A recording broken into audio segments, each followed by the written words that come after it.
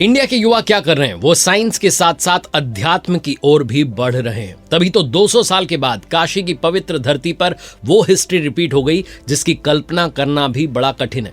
महाराष्ट्र के अहिल्यानगर से आए 19 साल के देवव्रत महेश रेखे ने वो साधना पूरी की जिसे वैदिक परंपरा की सबसे कठिन साधना कही जाती है।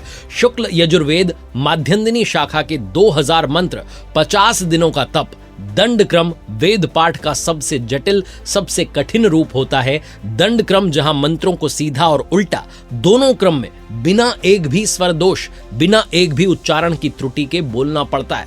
आज के युग में जहां आप कुछ मिनट्स के लिए भी कंसंट्रेट नहीं कर पाते, 2 मिनट के लिए भी मेडिटेशन नहीं कर पाते, ध्यान नहीं कर पाते, वहां ये तपस्या असाधारण है। 2 अक्टूबर को शुरू हुई थी काशी के रामघाट में वल्लभ राम शालिग्राम सांगवेद विद्यालय में महान साधना शुरू होती है। हर दिन सुबह 8 से दोपहर 12 बजे तक 4 घंटे का कठोर अभ्यास किया, महीनों की तैयारी की और पिता वेद ब्रह्म श्री महेश चंद्रकांत रेखे के मार्गदर्शन में यह स्मरण शक्ति की सिर्फ परीक्षा नहीं हुई है, बल्कि शरीर और आत्मा के समर्पण की परीक्षा हुई है। 50 दिनों की अनवरत साधना के बाद 30 नवंबर को पल आया जब देवव्रत जी ने बिना एक भी दोष के 2000 मंत्रों का दंड क्रम पारायण पूर्ण कर दिया। ये उपलब्धि पिछली बार लगभग 200 साल पहले नासिक के वेद मूर्ति नारायण शास्त्री देव जी ने प्राप्त की थी।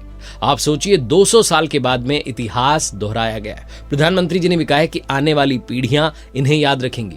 आज जबकि जो दुनिया है वो मॉडर्न होने की दौड़ में भाग रही है, तब एक यंगस्टर ने यह साबित कर दिया है कि भारत की वैदिक धरोहर आज भी उतनी ही प्रभावशाली है। देवव्रत जी की जो यात्रा रही है ये सिर्फ एक परीक्षा नहीं थी, बल्कि भारतीय संस्कृति की अमर शक्ति का साक्षात प्रमाण है। समर्पण हो, साधना हो, आत्मा में विश्वास हो तो मनुष्य देवत्व को छू सकता है। जय सनातन, जय वेद, जय भारत।